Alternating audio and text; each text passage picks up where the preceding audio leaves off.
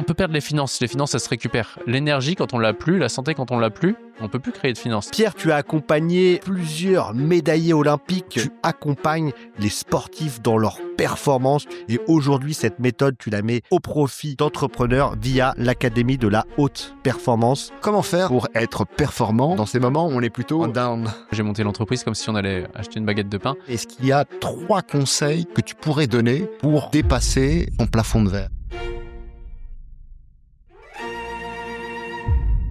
Bienvenue dans notre podcast du Clash au Cash, le réveil juridique des entrepreneurs. Nous avons le plaisir de recevoir aujourd'hui Pierre David. Bonjour Pierre. Bonjour Jean-Philippe. Bonjour Pierre. Bonjour Henri. Alors Pierre, tu as accompagné plusieurs médaillés olympiques. Tu as un programme d'accompagnement et vous avez totalisé, je crois, 5 médailles olympiques, plusieurs titres au championnat du monde où tu accompagnes les sportifs dans leur performance. Tu vas nous en parler via une méthode qui s'appelle la dépolarisation. Et aujourd'hui, cette méthode, tu la mets au profit de sportifs, mais aussi au profit d'entrepreneurs via l'Académie de la haute performance. On va évoquer tout ça, on va évoquer aussi tes moments de réveil juridique. Et puis, on va évoquer aussi le fait que cette académie est née d'une grande frustration quelque part où, quand tu étais sportif de haut niveau, tu t'es retrouvé numéro 2 et à des finales où tu aurais dû l'emporter et tu as perdu. Voilà. Et tu nous évoqueras toutes ces expériences qui t'ont amené à ce parcours d'entrepreneur que tu es aujourd'hui et avec, voilà. Comment le chemin du numéro 2 a permis de devenir le numéro 1? C'est vrai que quand on est numéro 2, on doit connaître une véritable frustration alors qu'on sent qu'on a tous les moyens, qu'on a toutes les capacités pour être le meilleur, et on se dit, j'ai en face de moi quelqu'un qui finalement n'est pas meilleur que moi, mais c'est lui qui gagne. Comment on vit ça? C'est frustrant en effet, parce qu'en effet, en équipe de France, il y avait le numéro 1 et le numéro 2, donc la personne qui était numéro 1 et moi, et on s'entraînait, et techniquement et tactiquement, il était pas meilleur que moi. Physiquement, je pense légèrement au-dessus, mais moi, tactiquement, je pense un peu au-dessus. Mais par contre, le jour J, il me battait. Et donc, c'était je comprenais pas, en fait. Les gens me disaient que j'avais le potentiel pour gagner. Et moi, pourtant, à chaque fois, en finale, je terminais frustré et avec des regrets de mais pourquoi je m'entraîne autant si c'est pour avoir ce type de résultat en compétition. Et alors, qu'est-ce qui te manquait? Justement, le fait de s'autoriser à dire je vais prendre ma place, c'est moi et tout. Moi, quand on me demandait mon objectif, je disais je serai en équipe de France. Et pour ça, c'était normal pour moi de dire ça. Par contre, si les gens me disaient ok, les championnats du monde, je disais mais non, mais je suis qui pour dire que je vais aller aux championnats du monde? Les autres, ils s'entraînent autant. Je suis en élite, c'est les 12 meilleurs de France. Il y avait la question de légitimité à aller et à dire je vais être champion du monde. Ouais, tu avais du mal à assumer t'avais une sorte de syndrome de l'imposteur. C'est exactement ça. Est-ce que c'est lié aussi finalement à ton parcours scolaire qui n'a pas été simple? Est-ce que tu as rencontré des échecs ou des choses qui t'ont amené à finalement te construire différemment par des événements dans ta jeunesse et qui t'ont amené à finalement à rester dans cette position numéro 2? Est-ce qu'il y a en tout cas durant cette période? Oui, en effet, moi, plutôt un point de vue éducationnel. Tu vois, je viens d'une famille populaire où, du coup, c'est vrai que quand on allait voir le médecin, c'était limite Dieu, quoi, le médecin. Et nous, on était en dessous. Et donc, il y a les autres et il y a nous, les gens des classes populaires. Et peut-être qu'en effet, c'est ça qui, même pour faire, par exemple, je me serais pas autorisé à faire une école d'ingénieur, je me serais pas autorisé à faire une école de commerce. Enfin, je sais même pas que ça existait d'ailleurs à l'époque. Pourquoi? Parce que je me disais, c'est pas pour moi, en fait. Et donc, c'est comme si le succès n'était pas fait pour moi. Donc, tu étais dans une posture où tu te rabaissais finalement par rapport à tes capacités. Tu ne t'empêchais peut-être d'atteindre le niveau que tu pouvais avoir, mais tu avais comme un blocage à ce moment-là. C'est ça. Et inconsciemment, c'était... à chaque fois que j'avais... donc, j'ai eu un parcours assez atypique. Donc, j'ai fait des brevets, des BEP. J'ai loupé mon brevet des collèges la première année. Et en fait, en connaissant la boxe, c'est là où je me suis accroché aux études. Parce que j'ai vu les sportifs de niveau étaient beaucoup étudiants. Donc, je me suis dit, OK, si je veux faire du sport de haut niveau, il faut que je fasse mes études. Et donc, quand j'ai fait après le bac, je l'ai eu avec pile la moyenne, BTS pile la moyenne, licence pile la moyenne, master pile la moyenne. Et à chaque fois, je me disais, mais quand est-ce que ça va s'arrêter? Genre, ils vont me démasquer. J'avais ça et du coup je pensais sincèrement que j'étais nul et que c'était des coups de chance que j'avais chaque diplôme. Et pour aller vraiment plus loin, mon mémoire, du coup j'ai eu un directeur pédagogique de mémoire qui était vraiment sympa avec moi en sociaux, et donc je pense qu'il me comprenait plus que je me comprenais à l'époque. Et quand je lui ai rendu mon mémoire de master 2, il m'a dit: Pierre, c'est la première fois qu'on me rend le mémoire qui est pas corrigé. Donc, tu vois, le niveau d'auto-sabotage. Et donc, il m'a refait faire mon mémoire en mode renvoie-moi la bonne version. Et donc, j'ai trouvé ça assez sympa de sa part. Mais donc, c'était jusqu'à là, en fait, l'auto-sabotage. Au niveau inconscient, comment je fais pour tout le temps me prouver que j'ai pas le droit de réussir? Donc, c'est une bataille aussi. Ouais. C'est quelque part, c'est une lutte pour sans arrêt. Ça te demandait, j'imagine, 2 fois plus d'efforts. Ouais. Pour atteindre l'objectif souhaité. Ouais, c'est exactement ça. C'est vraiment de l'effort qu'il y avait à l'époque. Alors, c'est partant du coup de cette problématique que tu as réussi à corriger. On va voir dans ce podcast, tu vas nous expliquer ta méthode, que tu as créé cette méthode que tu as ensuite diffusée dans l'académie de la haute performance. Aujourd'hui, c'est combien de personnes vous avez accompagnées? C'est des sportifs de haut niveau, je crois, c'est des entrepreneurs aussi. Ouais. Donc, c'est voilà, tu es, parce que tu parlais du fait que tu étais finalement issu d'une classe populaire. Aujourd'hui, tu as créé un business qui est florissant et qui marche très bien. Tu t'es même viré de ton business. Hein, prends beaucoup de recul. Tu as une vie finalement. T'as pris. Est-ce que tu considérerais que t'as pris un peu une revanche sur la vie, ou alors non, c'est plus. Ouais, aujourd'hui, je le considère pas comme une revanche parce que j'avais rien à.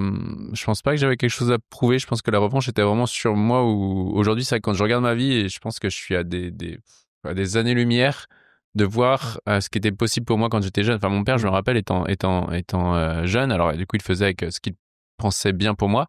Il me disait: fais un BEP tourneur-fraiseur, tu gagneras 1 500 € par mois et ce sera bien, quoi. Tu vois, c'était. Et aujourd'hui, ton business, il génère, enfin, si tu peux le dire. Ouais, alors si on considère la France, l'Espagne et une autre entreprise de séminaire, tout confondu sur les bilans comptables en hors taxe, on doit être à pas loin de 2 millions. Ouais. Donc effectivement, aujourd'hui, tu n'as plus la vie, et en fait, tu as réussi à faire exploser ces plafonds de verre, quoi, c'est ça? Ouais, c'est ça, sans m'en rendre compte, mais petit à petit. Et quel est le regard aujourd'hui de tes parents? Ouais, je pense que ils sont vraiment contents pour moi. Déjà, j'ai vraiment beaucoup de chance d'avoir des parents qui pour le coup m'encouragent et m'ont pas bridé dans mes rêves. Et je pense qu'aujourd'hui, ouais, ça leur a même pour eux ouvert le champ des possibles et s'autoriser à prendre leur leadership sur certaines choses, à plus s'imposer aussi, à plus revendiquer leurs droits, leur posture en tant qu'être humain. Le leadership, quelle définition tu donnerais à ce terme? Et je pense que le leadership, moi, je dirais, alors selon ma perception, ce serait vraiment quelqu'un qui sait ce qu'il veut, il sait ce qu'il vaut, il s'exagère pas et il se minimise pas non plus. C'est vraiment le milieu. Donc, je minimise pas les gens autour de moi, je les exagère pas non plus, et je sens que je suis capable d'être connecté à, alors, est-ce qu'on peut dire la mission, notre cœur, je sais pas ce qu'on peut mettre, mais qui est voilà vraiment focus sur ses objectifs et qui est capable de poser des limites et de pas se sous-estimer vis-à-vis des autres. Est-ce que toute personne est à même de devenir leader? Ou est-ce que c'est plus quelque chose, une qualité qui appartiendrait à voilà une certaine manière d'être naturellement, qu'on aurait naturellement, ou c'est quelque chose qui s'acquiert? Je pense que vraiment ça s'acquiert. On l'a tous naturellement, mais c'est important de pas trier les domaines de vie, de pas les confondre. C'est-à-dire que pour quelqu'un qui a une valeur entrepreneuriale forte, bah lui, il va être leader dans l'entrepreneuriat. Mais peut-être que cette personne leader en entrepreneuriat, dans sa famille, va pas être leader, et ce n'est pas cette personne qui va prendre les décisions. Donc je pense que chacun est leader selon ses catégories de vie. Pour certains, ça va être bien avec leurs enfants, avoir une famille, et c'est là que leur leadership va s'exprimer. Et pour d'autres, ça va être dans le loisir, pour d'autres, ça va être dans l'entrepreneuriat, pour d'autres, ça va être dans leur posture même. Moi, je sais que j'ai des personnes dans mon équipe, je pense à Isa, qui est ma responsable pédagogique. C'est clairement elle sur la formation aujourd'hui qui a le leadership, c'est pas moi. Donc, moi, je donne la vision globale, et des fois, je suis pas d'accord avec elle, et je lui dis, écoute, fais-moi confiance, on va faire comme ça, mais par contre, sur la formation même, c'est elle qui décide, quoi. Tu n'es pas en train de nous donner la définition du super leader, qui est celui qui est au-dessus du leader et qui donne encore plus une vision au leader de la manière dont il faut diriger l'entreprise? Ouais, alors je sais pas. Comme il existe un super soliste au sein d'un orchestre. J'ai tendance à dire aussi que finalement, déjà, faut pas mélanger charisme et leadership. En Ouais. fait, c'est deux choses différentes. Et tu peux être leader de différentes manières. Ouais. Ça. Il y a des leaders qui seront des leaders justement parce qu'ils rassemblent. Il y a des leaders qui seront des leaders parce que en fait, ils ont la vision. C'est ça. Donc voilà, effectivement, quand on C'est est très chef juste, ça. d'entreprise, Il n'y a pas qu'une Ouais. seule manière C'est- d'être leader. Tout à fait, tout à fait. Il y a les leaders qui sera inspirationnel et évidemment, et comme on le dit souvent, les chefs d'entreprise se doivent être un peu généralistes. Donc c'est bien de rassembler finalement un peu de leadership dans chacune des catégories, je pense, pour pouvoir être bon vis-à-vis de ses Et équipes. je pense que ce qui est intéressant dans ce que tu as construit au travers de l'Académie de la haute performance, c'est justement cette construction du leader peut-être qui s'ignore ou qui ne se reconnaît pas et qui, à un moment donné, se reconnecte à lui quelque part et arrive à s'aligner et à retrouver finalement ce qu'il est naturellement, peut-être vraiment un vrai leader dans son dans son activité. Ce serait quoi pour toi les blocages principaux que rencontre quelqu'un qui veut être dans la performance et ou quelqu'un qui est un entrepreneur justement qui n'arrive pas à croître? Ouais, alors le tout premier qui vient, et ça c'est vraiment l'éducation. Alors peut-être que c'est français, je sais pas, mais en tout cas moi je le vois parce que je suis confronté à ça. Et c'est celui que j'avais, c'est le tout premier, c'est se débarrasser du concept d'humilité et d'arrogance. Pourquoi? Parce que pour moi à l'époque c'était important d'être humble et du coup je me disais mais c'est arrogant de dire que je veux être champion du monde, je suis qui pour dire ça? Les autres aussi ils ont le niveau. Et donc pour un entrepreneur des fois, en fait le corps ne va pas le rêve au fond de soi c'est peut-être de faire X chiffre d'affaires ou d'aider X personnes, mais on va s'en empêcher en disant mais non mais ça se fait pas, c'est arrogant de dire ça. Et donc si je demande à cet entrepreneur là quel est le trait de caractère qui t'agace le plus au monde, il va me dire quoi? Arrogant, les gens qui se la pètent. Pourquoi? Parce que lui, en fait, il est juste en train de dire j'ai pas envie de ressembler à ces personnes-là. Et donc le corps ne s'engage pas dans l'action. Et ça, tu fais ce qu'on appelle dépolarisation dessus. Tu vois la personne qui en 2 semaines, 3 semaines après, elle s'est débloquée et elle avance. Donc ça, pour moi, c'est le plus gros blocage qui est humilité, arrogance à enlever chez les gens. Ensuite, on a la notion d'égoïsme, altruisme, qui est là, j'ai un entrepreneur en tête du bâtiment. Lui, il avait du mal à déléguer parce que il voulait faire plus de vélo, mais il disait si je fais plus de vélo, mon équipe elle va dire bah, le gars il faut rien, super, il est égoïste. Et du coup, en se débarrassant de ce concept-là aussi, il a vu qu'en allant faire du vélo, eh bien son équipe allait prendre du leadership dans leur domaine. Pour les entrepreneurs, souvent égoïste, altruiste, arrogant, humilité. Et après, on peut aller sur les notions des entrepreneurs qui ont un plafond de verre sur la manipulation, sur l'éthique, des choses comme ça, où en enlevant ces concepts sociaux et moraux, ben, on peut se dépolluer de ça. Pourquoi? Parce que le concept social, ou le concept moral est valable que d'un seul point de vue. Mais si on change de point de vue, on peut le contredire en fait ce concept. En fait, un concept n'est pas un fait, c'est une opinion.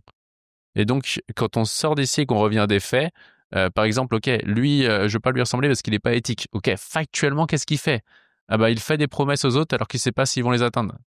Ok, quand est-ce que tu fais ça? Bah moi, non, en général, je tiens mes promesses. Ok, quand est-ce que tu l'as fait? Ah ouais, lui, j'étais sûr qu'il n'avait pas formé. Et du coup, c'est ça que je lui ai dit, écoute, fais-le. Et bah finalement, non, il n'a pas eu le résultat. Donc là, alors que tu pensais être éthique à l'instant T, finalement, tu ne l'étais pas.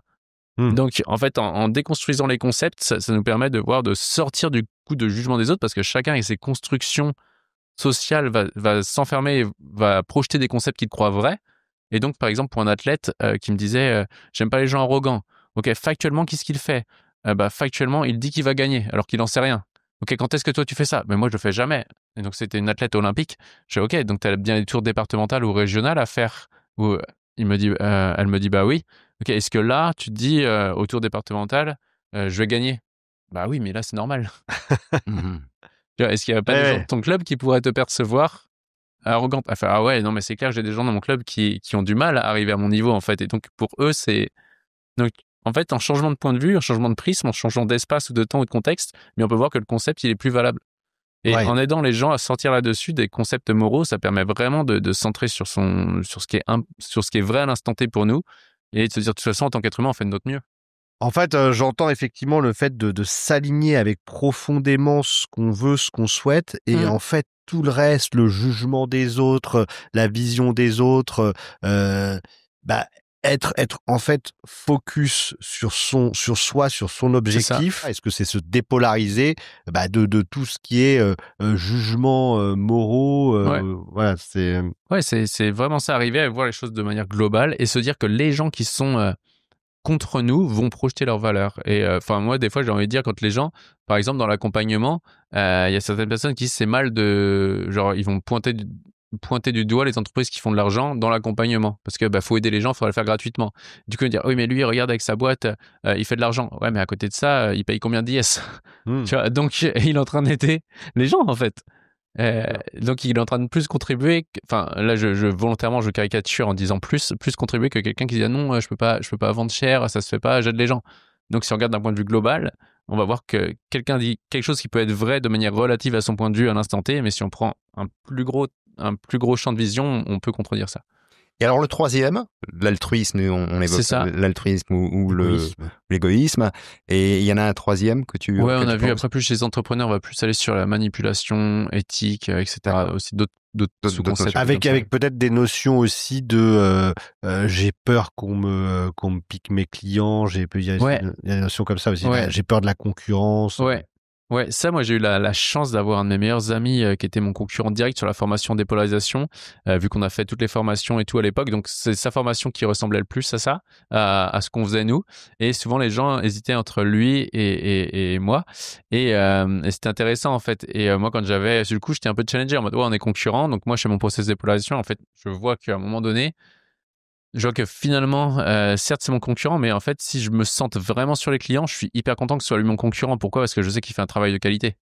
Et donc, je préfère qu'on soit tous les deux leaders de notre marché et que les gens, on absorbe le plus de parts de marché à tous les deux, plutôt que lui n'existe pas et que ce soit d'autres personnes qui, de mon point de vue, font un travail moins qualitatif que lui. Donc, si je me mets au service du client, je vois que finalement, des concurrents, s'ils sont extrêmement bons, tant mieux qu'ils existent parce que, encore une fois, une entreprise, elle a pour but de régler un problème dans la vie des gens. Et donc, plus le problème est réglé de manière efficiente.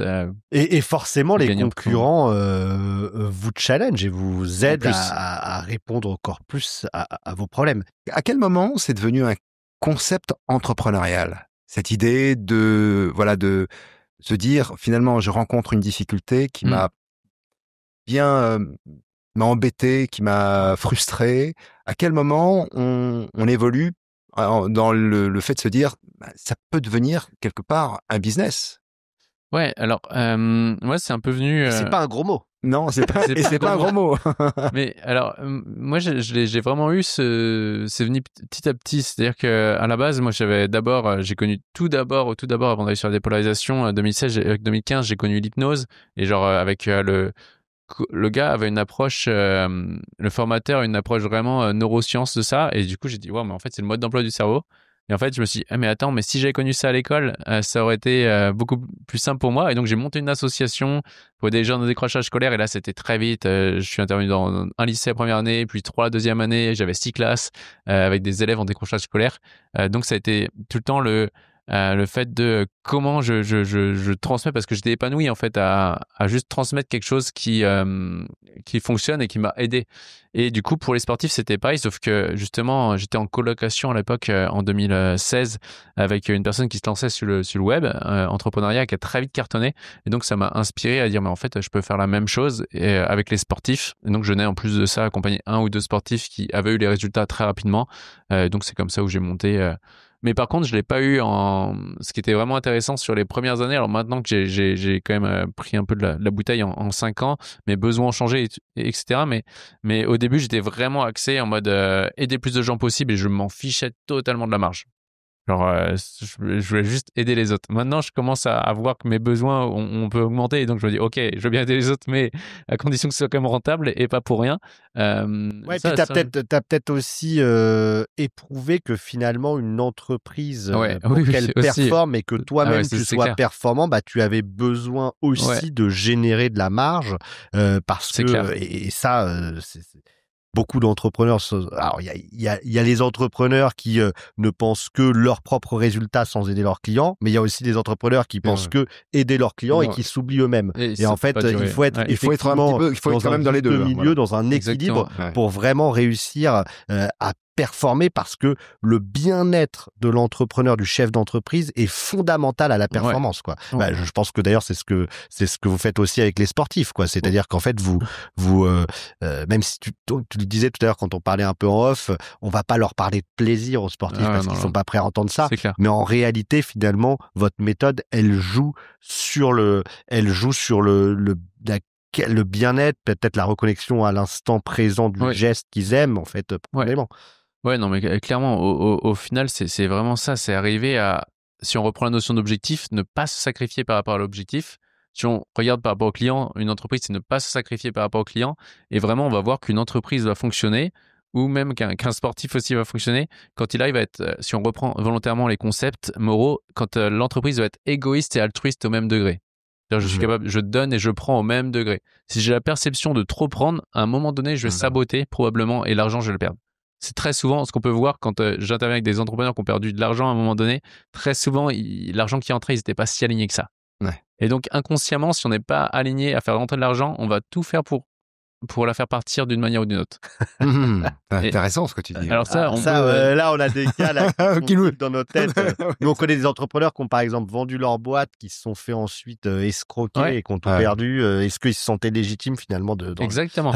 C'est important parce que le subconscient va tout faire pour rendre normal, va manifester ce qu'il perçoit normal. Donc, si pour lui, c'est pas normal d'avoir eu cette somme d'argent, il va tout faire pour s'en débarrasser. Si pour lui, c'est normal d'avoir 1 million d'euros tous les ans, il va les avoir normalement. Et les personnes vont le garder. Et ça, on peut le voir. Alors, ça, j'adore, moi, bosser sur ce qui se joue inconsciemment. Et quand avec un entrepreneur, on arrive sur ces sujets-là où il y a 200, 300 000 euros qui sont partis, à chaque fois, au final, j'étais pas aligné. Votre travail en tant qu'entrepreneur, c'est véritablement de réaliser de la marge. C'est-à-dire que si votre entreprise ne fait pas de bénéfices, vous n'allez pas vous vivre correctement, vous n'allez pas pouvoir réinvestir, vous n'allez pas pouvoir finalement développer votre entreprise et l'emmener là où vous souhaitez. Donc véritablement, vous devez avoir une vision de la marge que vous faites.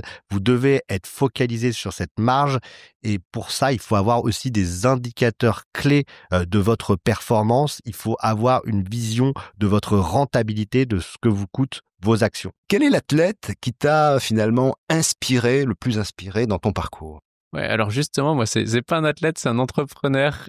C'était d'ailleurs un film qui était le fondateur. Je sais pas si vous avez vu ce film sur notamment les chaînes McDonald's, où moi, ce qui m'a frappé, c'est quand il va contrôler la frite et elle n'est pas faite à 185 degrés, mais à 180 degrés ou l'inverse.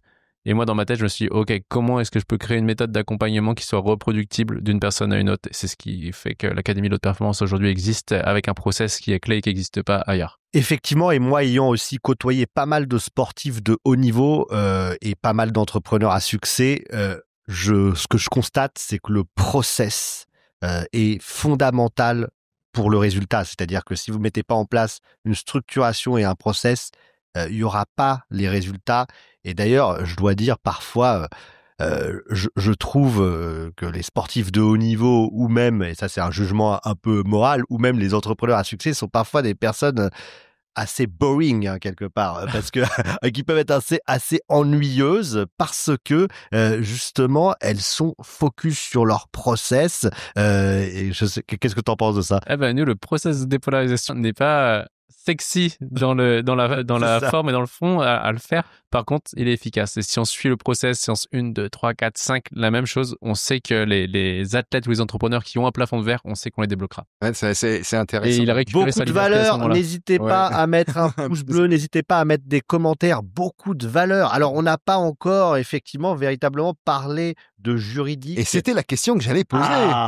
Puisqu'on on le rappelle, notre podcast s'appelle du Clash au Cash, le réveil juridique des entrepreneurs. Parce que précisément, dans ce parcours entrepreneurial que tu as eu, quels ont été les moments de réveil juridique que tu as connus, des moments où tu te dis « Ah mince, là, j'avais pas prévu, j'avais pas anticipé, je me retrouve un peu embêté ».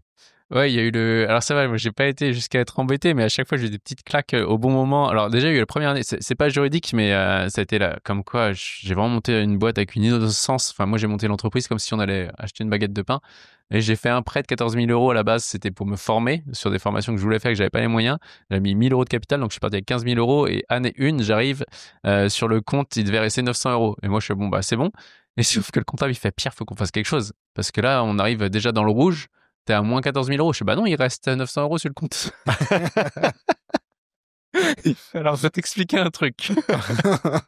Et du coup, on avait tiré les factures d'un côté. Enfin, bref, et on était retombé à moins 89 euros, je me rappelle, en année 1. Mais du coup, ça a été le premier réveil en mode, OK, il y a des trucs que je connais pas là. Après, il y a eu justement Alexandra qui est arrivée chez nous en tant que sportive en 2019 et donc qui m'a dit mais OK, tu fonctionnes comment et tout. Donc bah avec des prestataires, il y a des contrats. Bon non, il faut une facture. Donc il y avait des prestataires, uniquement des factures, et puis là on se dit il n'y a pas d'encadrement contractuel. Rien. C'était vraiment ouais, vous faites ta facture. Je disais juste on paye au tout début de mois, mais c'est tout quoi. Donc voilà. Après bah, ça a été de client en client. Et, donc tu as mis en place des contrats, c'est ça? Oui, petit à petit, ouais. Pour établir le lien avec un prestataire, le fait qu'il adresse une facture ne suffit pas. Il faut qu'il y ait un encadrement contractuel. Parce que sinon, on va vers des problématiques assez complexes quand on est en lien contractuel avec un prestataire, où une relation qui se passe mal peut dégénérer, peut engendrer, de sa part en tout cas, une demande de requalification en contrat de travail, ou des problématiques liées à la propriété intellectuelle. Donc il est vraiment important, quand on passe par un prestataire, de solliciter, de mettre en place un contrat et ne pas se contenter de la facture qu'il adresse. Et puis, je dirais, à un moment donné, finalement, nos chemins se sont croisés. Oui. Et peut-être à un moment aussi, pour toi, où le besoin de structuration était aussi plus important. Qu'est-ce que tu recherches profondément, justement, chez un avocat? Qu'est-ce que tu attends profondément d'un avocat? Moi, c'est de faire en sorte qu'il soit vraiment très bon pour pouvoir faire en sorte que moi, je sois en paix. Et de se dire, OK, il y a des lois que je maîtrise pas, notamment quand on est organisme de formation, il y a des lois des fois qui peuvent même se contredire. Complètement. Et même l'avocat se dit, mais là... Et donc, d'avoir quelqu'un qui sait structurer pour dire, OK, là, au vu de l'administration française, si t'es contrôlé, dors bien, tout est clean, quoi. Toi, tu attends de la sérénité. Ouais. Donc moi, vraiment la tranquillité. Genre, c'est marrant le curseur risque tranquillité, tu le moi, je suis vraiment sur ces sujets en tout cas. C'est-à-dire sur des sujets d'innovation au niveau livraison de produits, je peux prendre les risques et je suis assez haut dans le risque parce que c'est haut dans mes priorités. Par contre, sur des sujets administratifs qui sont très très bas dans mes priorités, là je préfère sécuriser le risque à 100% parce que je sais que je pourrais pas supporter nerveusement, ça me prendra trop d'espace de supporter un contrôle et des choses à justifier, etc. Ça me prend trop d'espace. Donc là, je préfère justement tout à l'heure en venant sur la route, je disais, je pensais à quelqu'un justement et au niveau finance où il avait essayé de gagner un peu d'argent, mais derrière, il émotionnellement c'était pas bien et je me disais waouh, c'est dingue à quel point l'argent a un coût, l'argent a un prix. Et le prix, c'est l'émotion. Et du coup, je préfère des fois me débarrasser d'un peu d'argent, entre guillemets, mais surtout la mettre quelque part pour acheter de la tranquillité.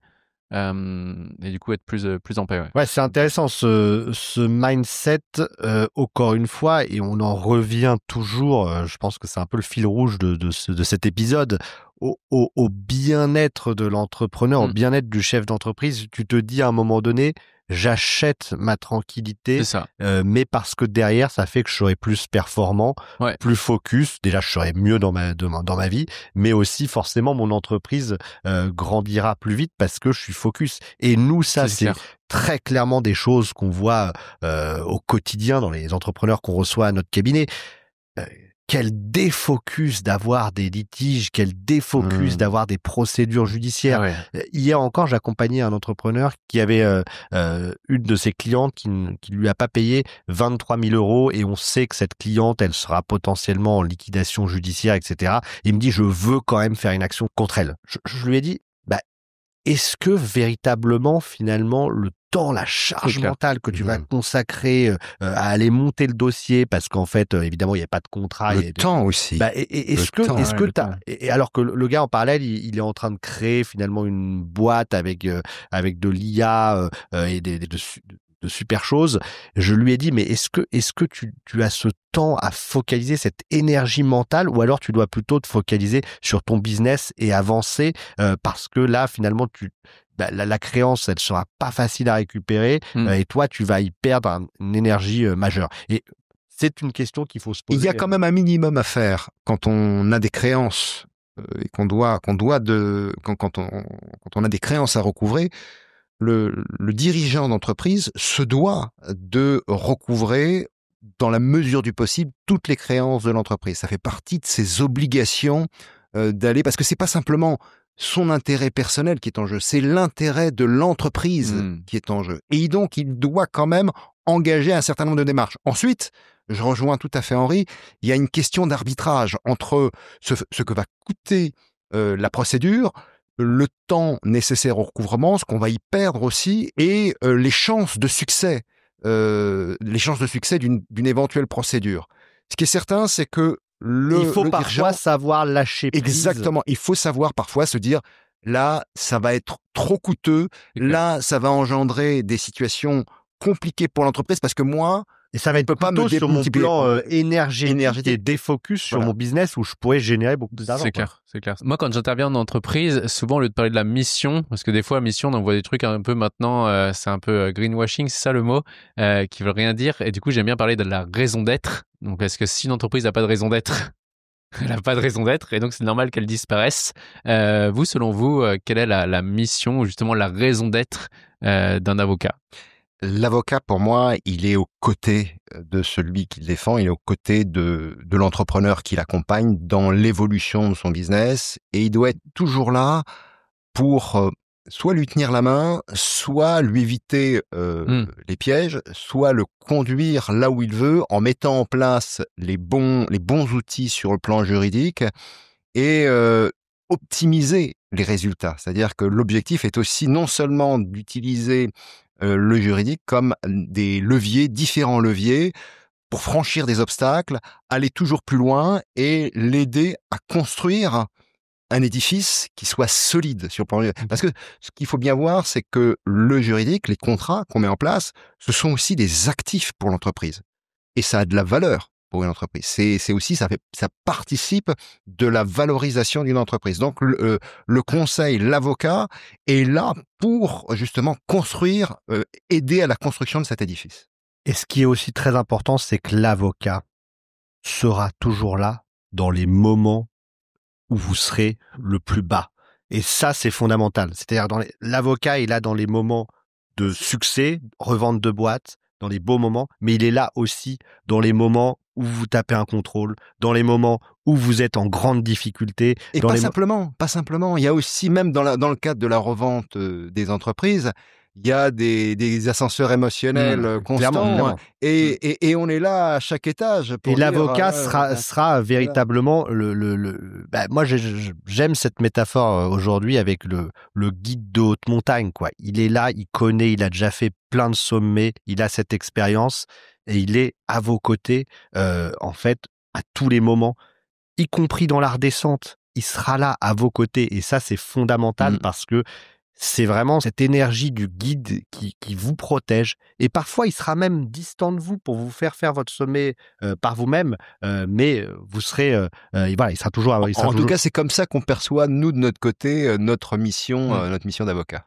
Est-ce que tu recherches constamment la performance dans tout ce que tu entreprends? Alors, j'ai beaucoup moins qu'avant, j'ai l'impression, mais quand même, quand si je lance un nouveau projet demain, ça c'est, je commence de plus en plus à l'accepter cette partie-là en moi. Avant, je la refoulais un peu. Quand je lance si je lance un projet demain, je sais que je vais être premier. C'est pourquoi? Parce que je perçois que mon produit est top. Et pour moi, c'est vraiment entre guillemets un devoir d'être premier et de prendre le leadership sur la préparation mentale. C'est pour ça qu'on est devenu premier. C'est parce que et c'est marrant quand même, la puissance de l'intention. J'ai un de mes mentors qui m'a dit ça à l'époque et je le comprends vraiment aujourd'hui. quand j'ai monté l'Académie de l'Haute Performance, j'avais déjà l'image de on est aux Jeux Olympiques 2024, on est premier, il y a pas de débat. Et donc j'étais tout seul. J'étais tout seul, j'avais pas d'équipe. J'avais pas pensé qu'il fallait que je forme les gens, les thérapeutes, les préparateurs mentaux, les psys, il fallait que je les forme à mon process de dépolarisation. Donc j'ai dû grandir en formant des gens qui potentiellement auraient pu être des concurrents. Et du coup, c'était vraiment intéressant. T'avais la vision. J'avais la vision. C'était clair. Voilà. Ça a pas duré longtemps d'avoir la vision, mais ça a été un moment clair en mode, OK, Académie de l'Haute Performance, on est les premiers. Et je sais que si demain, je lance un autre truc, ce sera, peut-être que je changerai d'ici là, mais soit je le ferai vraiment pour être tranquille à côté de l'Académie de l'Haute Performance et avoir un revenu et m'amuser avec des clients et tester des choses, soit si je lance vraiment en format entreprise pour grossir, ce sera pour être premier. Est-ce qu'il est important, quand on est entrepreneur, malgré tout, d'avoir des doutes? Ouais, on les a. Moi, j'en ai encore tous les jours. Donc, ça fait partie du jeu. Je me rappelle avec une athlète qui a mis un témoignage, Laura, dans mon livre Préparation mentale gagnante, qui est médaillée olympique à Tokyo. Et elle, avant, justement, elle détestait avoir des doutes. Et elle disait, c'est pas normal, j'ai un problème, j'ai des doutes. Et en fait, c'est pas le doute qui est mal, c'est croire que le doute est mal qui le rend mal. Tu vois? Et quand on a regardé le truc en mode, OK, c'est quoi les bénéfices quand t'as les moments de doute ici, c'est quoi les bénéfices pour toi? Ah bah, du coup, je me remets en question, j'améliore ça, OK. Et et les phases où t'as jamais de doute, c'est quoi les inconvénients? Ah bah, je m'enflamme. Et donc, à un moment, il y a un retour à l'équilibre. Donc, en fait, quand on voit que en fait, la vie est cyclique, on a un système nerveux sympathique, parasympathique, il y a le jour, il y a la nuit, on inspire, on respire, et il y a des moments où on va être en up, à fond pour délivrer de l'énergie, et il y a des fois on recharge les batteries, et c'est souvent ces moments qu'on a les moments de doute, et ils sont normaux, et ils sont bien, ils sont naturels, c'est-à-dire qu'on n'est pas en train de s'exagérer. Alors, comment faire pour être performant dans ces moments où on est plutôt Down. en down? Bah là, justement, c'est accepter. Moi, à titre perso, ce que je fais quand je vois que je peux pas bosser parce que j'ai pas l'énergie, je fais autre chose. Clairement, j'ai accepté déjà que les doutes étaient naturels. C'est-à-dire, ils sont même pas normaux, ils sont naturels. C'est deux choses différentes. Normal et naturel. Ils sont naturels. Et du coup, moi, je les accepte pleinement. Et un athlète, au début, qui force, qui va quand même s'entraîner, bah, ce qu'il fait après les programmes de l'académie, c'est qu'en fait, il se dit, tu sais quoi, bah là, je vais aller voir des amis. Ça fait des mois que je les ai pas vus ou des semaines. Je vais peut-être aller boire un verre. Je vais peut-être aller me promener. Et genre, juste, j'accepte. Et je fais autre chose. Et donc, le moment de doute, c'est ça qui est drôle. Plus on lutte contre le doute, plus il reste, plus on lâche le doute et on l'accepte comme normal, et on creuse si on veut, on peut faire lister les bénéfices et tout à ça, plus en fait le doute il disparaît vite. Est-ce que c'est pas dans ces moments-là qu'on peut se blesser quand on est sportif? Ah bah si, clairement. C'est quand on s'écoute pas et que les gens vont s'entraîner alors qu'au fond d'eux, ils savent qu'ils sont fatigués. En fait, c'est important de regarder l'intention. Est-ce que je vais m'entraîner par peur de pas être à l'auteur, ou est-ce que je vais m'entraîner pour me reposer? Et souvent, des fois aussi, les entrepreneurs, ils vont continuer parce qu'ils ont peur de pas être à la hauteur. Et du coup, si on va faire les choses sur une intention de peur de pas être, à un moment donné, on va récolter le fruit de l'intention. Donc, on est juste en train de reculer. Et du coup, si les gens bossent pour courir après un objectif, si juste ils lâchent prise, soit les choses vont s'organiser tout seuls, soit, enfin, ça va se remettre en place. Mais le contre-intuitif, c'est qu'au moment où on est dans le dur, c'est là où c'est important de juste s'arrêter. Justement, on a une dépolarisation de la peur qui est souvent la 4e séance, et où là, le but, c'est d'apprendre aux gens à lâcher prise là-dessus et se dire, bah, tu sais quoi, peut-être que là, je risque de perdre à court terme, mais l'important, c'est d'être frais mentalement. Pourquoi? Parce que on peut perdre les finances. Les finances, ça se récupère. L'énergie, quand on l'a plus, la santé, quand on l'a plus, on peut plus créer de finances. Et tant qu'on préserve, moi aujourd'hui, en numéro 1, c'est vraiment mon énergie en premier. C'est-à-dire que si j'ai demain une perte financière, bah, je préfère perdre mes finances mais garder mon énergie, parce que je sais qu'avec mon état énergétique, je vais pouvoir créer. Par contre, si je me sacrifie mon énergie au profit des finances et que je perds mes finances et mon énergie, je pourrai plus rien créer. C'est très intéressant ce que tu dis, parce que justement, je pense que c'est un peu quand même quelque chose qui est différent entre le sportif de haut niveau et l'entrepreneur. C'est que l'entrepreneur, c'est quand même beaucoup plus du long terme Oui, que le sportif qui C'est généralement, une préparation olympique, c'est 4 Ouais. ans. Bon, il y en a qui en font plusieurs, hein, bien sûr, mais donc et l'entrepreneur encore plus, je pense qu'il doit se ménager ces Ah, temps c'est de clair. up-down. Et c'est vraiment une course de très long Ouais. terme, voilà, où en fait, et voilà, nous, je pense que c'est aussi comme ça qu'on accompagne nos clients, mais on on n'est pas sur le scaling outrancier, mais justement la préservation et la structuration pour finalement des croissances raisonnées. Après, ça c'est peut-être moral, hein, ce que je porte là, bien sûr, mais en même temps, voilà, c'est sur du long terme, quoi, en fait, que ça se joue. Est-ce qu'il y a 3 conseils que tu pourrais donner pour dépasser son plafond de verre quand on sent qu'on est avec ce plafond au-dessus de la tête? Est-ce qu'il y a quelque chose, il y a 3 conseils que tu pourrais donner, et quel que soit le domaine? Ouais, alors quel que soit le domaine, si je prends vraiment le plafond de verre, alors moi c'est vrai que je suis focus pas entrepreneuriat, du coup si je devais donner un plafond de verre là-dessus, le premier c'est automatiquement, ça c'est automatique, il y a un jugement. Il y a une partie de nous qu'on n'a pas acceptée. Ça on le voit tout le temps. Est-ce que j'aime pas quelqu'un d'arrogant? Est-ce que j'ai trouvé mon père violent? Il y a quelque chose, un trait de caractère qu'on a refoulé, et grâce à ça on s'est construit comme ça. Est-ce qu'on s'est construit pour pas devenir ce trait de caractère-là? Mais à un moment donné, ça va être ce trait de caractère qui va être nécessaire pour passer à l'autre niveau. Par exemple, quelqu'un qui refoule son père qui a été violent, et ben du coup lui il s'est construit pour être hyper bienveillant, mais à un moment donné, ce surbienveillance-là va être limitante pour passer à un autre niveau où il va peut-être falloir poser le cadre.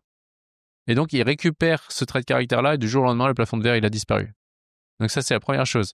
Deuxième, je dirais, ça, c'est clairement mission-vision chez les entrepreneurs, se reconnecter à leur vision.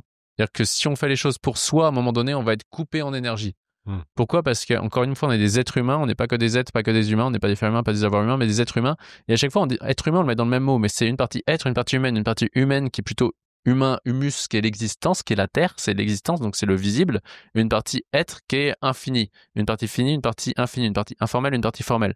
Et en fait, si on fait les choses juste pour soi, à un moment donné, ok, on va tout avoir matériellement, mais ça va être amer, on va trouver qu'il manque quelque chose. Pourquoi? Parce que le fini peut pas combler l'infini. La mission est infinie, pas l'avoir. Et du coup, au moment où les gens se reconnectent à leur mission, du jour au lendemain, pareil, mission, tu reconnectes à la mission, tu oublies tes peurs de prendre, tu te reconnectes sur donner, et du jour au lendemain, bizarrement, au moment où tu lâches prise sur prendre et tu te remets sur donner, c'est là où ça re-rentre. Tu fais quoi? C'est quoi ce truc?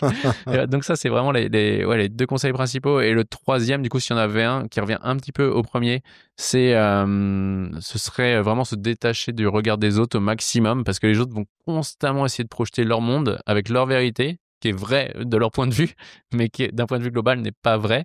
Et du coup, se détacher du regard des autres pour pouvoir se reconnecter à soi et à son système de priorité intrinsèque. Parce que tant qu'on est connecté à notre système de priorité qui est intrinsèque, et ben inconsciemment, on voit à long terme, on est beaucoup plus résilient, le système nerveux est beaucoup plus ordonné, donc on trouve plus vite des situations au challenge. Et on peut sortir des moments chaotiques plus facilement. Concrètement, parce que tu parlais de dépolarisation. Ouais. Est-ce que c'est par le biais d'une dépolarisation qu'on arrive à dépasser ces plafonds de verre aussi, ou est-ce que c'est par d'autres techniques? Et si tu pouvais donner un peu plus de détails sur sur ta technique et ta méthode. Technique de la dépolarisation. Ouais, justement, alors dépolarisation, ça vient de dépolarisation parce que c'est vraiment à la base de la physique de la lumière. La lumière naturelle n'est pas polarisée. Et par contre, quand la lumière va taper dans la matière, elle se polarise. Et c'est pour ça que, par exemple, les lunettes de ski sont polarisées, souvent écrit, si on regarde polarisé, du coup, ça empêche les photons de passer d'une certaine manière. Donc, par rapport à nos vérités qu'on a construites et qu'on croit vraiment vraies, dur comme fer, eh bien, on va filtrer les choses d'une certaine manière. Et nous, quand on va dépolariser, on va voir les choses de manière plus globale. Et donc, quand... Par exemple, on travaille avec un sportif, il dit mais moi je veux surtout pas être arrogant parce que arrogant, ça se fait pas, ça écrase les autres, etc. On lui dit ok, qui est-ce que tu perçois arrogant? Ah bah lui, par exemple, mon concurrent, il est arrogant, ok. Et du coup, quand alors on fait le processus de dépolarisation, on va venir sur des faits et pas sur des concepts. Et quand la personne voit ok, c'est quoi les bénéfices pour toi qu'il soit comme ça? Ah bah franchement, le fait qu'il soit comme ça me donne envie de le battre. Ok. Ça me donne envie de le battre. Et c'était quoi pour toi? Bah là, à la course, j'ai battu mon record. Ok, donc ce que tu es en train de me dire, c'est grâce au fait qu'il est comme ça, tu as battu ton record. Et donc, s'il était sympa, ce serait comment? Ah bah clairement, ouais, j'aurais pas le petit coup de niaque au dernier moment. Donc, en gros, c'est grâce au fait. Et là, grâce au fait que la personne soit comme ça, que toi, t'es meilleur. Et donc, au final, la personne a des larmes aux yeux en mode, waouh, mais c'est trop bien qu'il soit comme ça. Et si je lui dis, répète après moi, un tel est arrogant, il va me dire, bah non, j'arrive pas à le dire. Le corps ne veut pas le dire. C'est-à-dire que il y a eu un switch et donc le corps va s'autoriser à être perçu de la même chose parce qu'il va voir que quand lui aussi exprime ce trait de caractère-là, bah ça va faire une sélection naturelle entre les gens qui sont pas assez motivés pour atteindre leur objectif et qui vont sortir, faire autre chose qui leur correspond mieux, et ceux qui ont vraiment faim, qui ont envie et qui vont progresser. Donc c'est pas mécanisme mental. C'est-à-dire que dans ce que tu nous dis, Psychocorporel. il y a le corps qui participe activement à cette dépolarisation. Hein. Oui, ça c'est la différence entre ce qu'on fait et toutes les techniques de coaching que je connais, programmation neurolinguistique, hypnose, sophrologie, etc. C'est que pour beaucoup, ça reste au niveau mental. Alors que nous, on va chercher dans le process à ce que le corps est validé à la fin, qu'on voit que le corps il est plus capable de dire la chose au début. Donc il est dépolarisé, il est démagnétisé en quelque sorte. Et ça, on est dépolarisé pour de bon. Sur ce sujet-là. En fait, et c'est ça que je dis aux gens, moi-même en tant qu'être humain, je suis polarisé sur plein de sujets. Pourquoi ? Parce que je suis humain, et donc c'est-à-dire que humain, j'ai de la chair, et naturellement, eh bien, je serais polarisé, et ça c'est ok en fait. Par contre, le degré de polarité diminue, et ce qui fait qu'en effet, sur certains sujets, avant qu'ils me prenaient peut-être 3 semaines, 1 mois d'espace mental, bah là, si j'ai vraiment envie, en 1 heure, ça peut être, même des fois en quelques minutes, mais ça peut être 1 heure, c'est dépassé quoi le blocage. Est-ce qu'on peut se dépolariser tout seul ? Ouais, justement, c'est tout le but. C'est-à-dire que nous, toute la méthode qu'on apprend aux gens quand on accompagne, c'est pour ça que j'ai du mal à avoir la casquette de coach ou préparateur mental, parce que j'ai plus l'impression qu'on transmet un savoir-faire aux gens. Et les gens, une fois qu'ils ont fait 1 fois, 2 fois, 3 fois, 4 fois les séances, s'ils se sont stretchés à les faire eux-mêmes au bout de 4 séances avec nous, ils sont capables de refaire le process par eux-mêmes. Et c'est quoi profondément la mission du coup de ton entreprise ? Et moi, l'Académie de l'Haute Performance, c'est clairement aider les sportifs à justement performer en étant serein et confiant en compétition. Ça, c'est vraiment la mission de base de l'entreprise. Et du coup, c'est marrant parce qu'il y a la mission de l'Académie de l'Haute Performance, mais il y a la mienne aussi, de Pierre David, qui est de transmettre la dépolarisation sur le plus de sujets possible. Quelle vision tu as donc pour d'ici 5 ans de ton entreprise ? Est-ce que tu vois cette académie toujours prendre davantage d'ampleur, ou est-ce que tu as d'autres idées, d'autres choses que tu as envie d'avancer ? Bah là, on est vraiment dans le sujet. Pour moi, l'Académie de l'Haute Performance va devenir un organisme de formation à part entière, et on va pouvoir challenger les organismes plus publics. Ça, c'est vraiment un souhait, parce que ce qu'on fait, c'est qualitatif, et il n'y a pas de raison qu'on soit pas autant reconnu qu'un organisme public. Ça peut être une université, quelque chose comme ça. Parce que c'est hyper quali, donc ça c'est la mission première, et ça c'est pas moi qui le fera, parce que je peux amener la vision, mais l'opérationnel sera un directeur qui le fera là-dessus, qui est spécialisé dans les organismes de formation. Par contre, moi, à titre perso, c'est continuer ma route sur la dépolarisation, sur d'autres sujets, notamment les entrepreneurs, notamment sur d'autres sujets aussi. Là, c'est encore trop tôt pour en parler, mais que j'ai en tête avec certaines personnes. Merci Pierre, Merci. beaucoup de valeurs, très intéressantes. N'hésitez pas à commenter, à mettre un pouce bleu. Pour finir, on va te poser une question qu'on pose régulièrement dans ce podcast. Tu dirais quoi, toi, au Pierre quand il avait 10 ans, au petit Pierre, quel conseil Justement, tu lui qui était donnerais ? en décrochage scolaire, et tu lui dirais quoi ? Je dirais crois en toi et aie confiance. Je sais pas encore ce que ces galères-là, à quoi c'est en train de servir. Merci Pierre. Merci Pierre. Merci à vous. Passionnant, merci. Merci.